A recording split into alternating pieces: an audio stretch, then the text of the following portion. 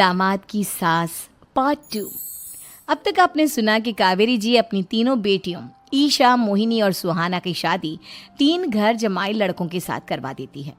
उन्हें लगता है कि ये लड़के शायद घर का कामकाज संभाल लेंगे, लेकिन उनके तीनों घर जमाई बहुत आलसी थे। वो नौकरी भी नहीं करते थे और बाहर का काम भी नहीं। कावेरी जी ने अपनी बेटियों से कहा कि वो प्रेगनेंसी का बहाना बनाकर अपने पतियों को सबक सिखाए। अब सुनिए आगे। मम्मी, आपने जैसा कहा था हमने वैसा ही किया, लेकिन देखिए ना, विवेक का हाल तो वैसा का वैसा ही है। घर में ना सुबह का नाश्ता बनता है और ना खाना। नौकरी पर जाने की बात करूं तो खाने को दौड़ते हैं मुझे। हाँ मम्मी, मैंने भी सुमित को कितनी बार कहा कि अगर नौकरी नहीं करनी तो कोई छोटी सी दुकान ही खोल लो। घर का खर्चा कैसे चलेगा? देखो दोपहर के 12 बजने आए और जनाब अभी तक सो रहे हैं।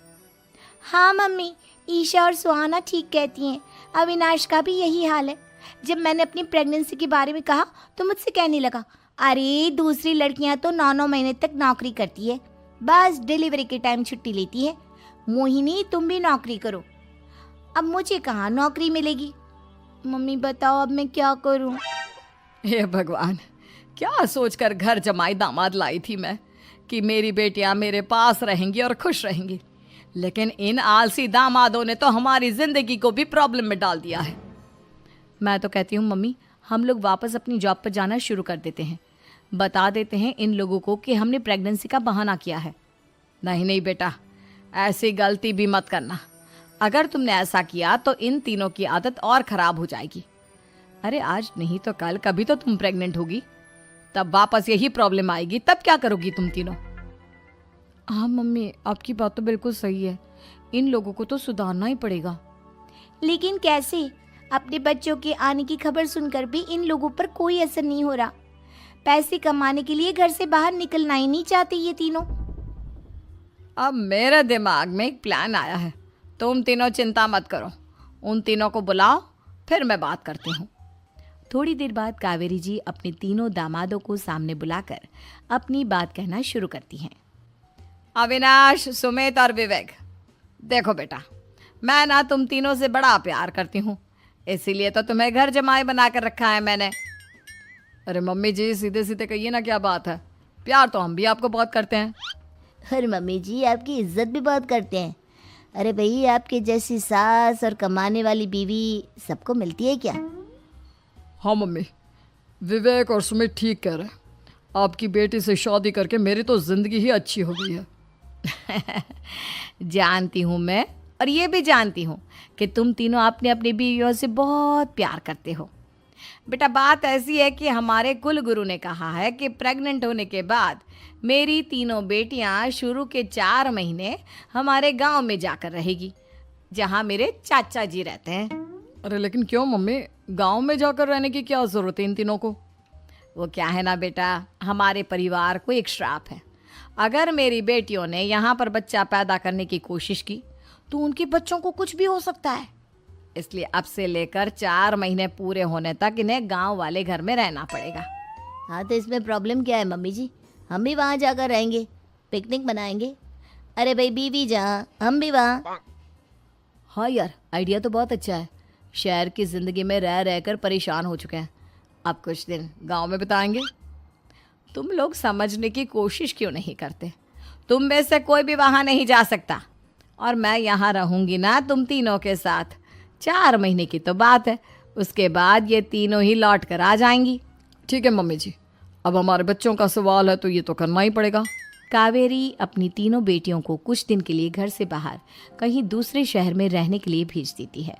कुछ दिनों के बाद, अरे मम्मी जी, बहुत दिन से पिज्ज़ा नहीं खाया, मंगवाइए ना। क्या बताऊं बेटा, पहले तो बेटियां खर्चा दे देती थी क्योंकि उनकी नौकरी थी, लेकिन अब तो मेरे पास पैसे ही नहीं बचे। थोड़े बहुत पैसे हैं जो बच्चों की डिलीवरी में काम आएंगे। लेकिन मम्मी जी, आपकी बेटियों को वापस आने में तो अभी बहुत वक्त बाकी है। वही सोच सोच कर परेशान हो रही हूँ। सोच रही हूँ कल से दूध भी बंद करवा देती हूँ। अब दूध वाले को देने के लिए पैसे भी तो नहीं है ना।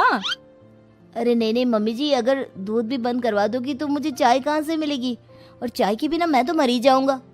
क्या करूं बेटा, इसके अलावा हमारे पास कोई ऑप्शन नहीं है। मेरे पास पैसे ही नहीं बचे। इस तरह कावेरी जी धीरे धीरे अपने तीनों दामादों को पैसे देना बंद कर देती हैं और घर में खाने पीने की चीजें लाना भी बंद कर देती है। अब वो तीनों बुरी तरह से परेशान होने लगे थे और इसलिए एक दिन तीनों प्लान करके घर से बाहर निकलते हैं और बाजार में जाने के बाद यार अच्छा खाना खाए हुए कितने दिन हो गए, पता नहीं कब अच्छा खाना मिलेगा। हमारी बीवियों के जाने के बाद तो हमारी हालत भिखारियों जैसी हो गई है यार। कुछ भी हो, मुझे तो आज पिज्ज़ा खाना ही खाना है। जेब में 1 रुपया नहीं और पिज्जा खाएगा, कहाँ से आएंगे पैसे? अरे देख वहाँ सामने बोर्ड पर क्या लिखा हुआ है, कंप्यूटर पर काम करने के लिए एक आदमी की आवश्यकता है। भाई मैं तो जा रहा हूँ, काम करूँगा और शाम तक पैसे लाकर आराम से पिज्ज़ा खाऊंगा। जा जा, तुझे कोई काम नहीं देने वाला, हम तो घर जा रहे हैं। चल भाई सुमित। सुमित और अविनाश वहाँ से चले जाते हैं और विवेक उस कंप्यूटर शॉप पर सारा दिन काम करके 5,000 रुपये कमा कर घर लौट कर आता है और अपने खाने के लिए अच्छी अच्छी चीज़ें भी लेकर आता है। ये देखकर विवेक और सुमित के दिल में भी कुछ पैसे कमाने की इच्छा जागती है। अरे सुबह सुबह कहाँ चल दी है तुम? मम्मी जी एक बहुत अच्छी जगह मिली है, कंप्यूटर पर काम करने के 5,000 मिले थे कल मुझे। अगर रोज काम करूँगा तो पूरे 40,000 की तनख्वाह। अरे वाह, ये तो बहुत अच्छी बात है दामाद जी, आपको जाना ही चाहिए। सुमित और अविनाश विवेक को इस तरह तरक्की करते देखकर परेशान हो जाते हैं और वो दोनों भी काम की तलाश में निकल पड़ते हैं।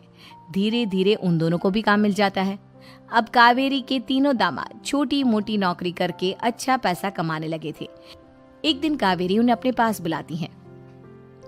अरे वाह, विवेक 40,000 कमा लेता है, अविनाश 60,000 और सुमित तुम भी 40,000 के आसपास कमा ही लेते हो।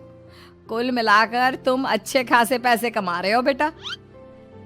हाँ मम्मी जी, बहुत मज़ा आता है जब महीने के एंड में मोटी रकम हाथ में आती है।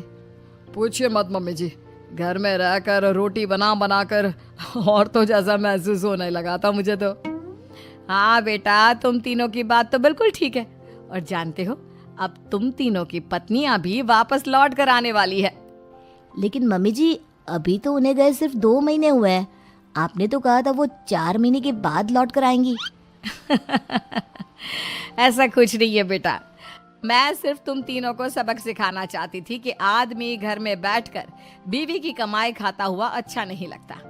इस दुनिया में हर इंसान को मेहनत करनी चाहिए, काम करना चाहिए, चाहे वो औरत हो या आदमी, ताकि अपने परिवार को संभाल सके। कावेरी की बात सुनकर उन तीनों को अपनी गलती का एहसास होता है और कावेरी उन्हें सच बता देती है कि ईशा, सुहाना और मोहिनी शहर में ही कहीं दूसरी जगह रह रहे थे। शाम के वक्त उन तीनों की पत्नियां लौट कर आ जाती है और कावेरी जी का परिवार